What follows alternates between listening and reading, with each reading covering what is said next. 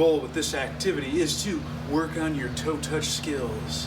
I like this move for someone who has more inhalation or eccentric backside difficulties when they perform the toe touch.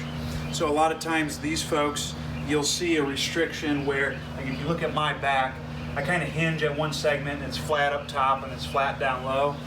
If you got someone who can't get that nice uniform curve on a toe touch, this move's for you. Here's what you're gonna do. Get yourself a book, pretty high one, and you're gonna put your heels on the book. From there, what you're gonna do is you're going to just lock your knees and then nice and easy fold forward, just like that. I'm not like forcing this stretch. I'm just going to where my stopping point is. While you're here, you're gonna breathe in this position.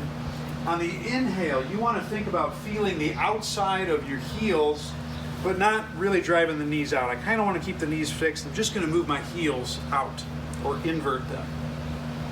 On the exhale, you want to go the opposite way. You're going to go heels in, again, keeping the knees fixed. It's going to look like this.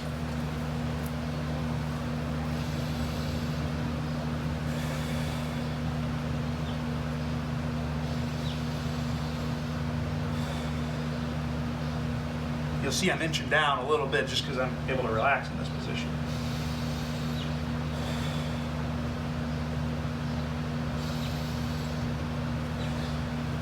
And you can see toe touch improves quite a bit. And that's how it's done. Give it a shot.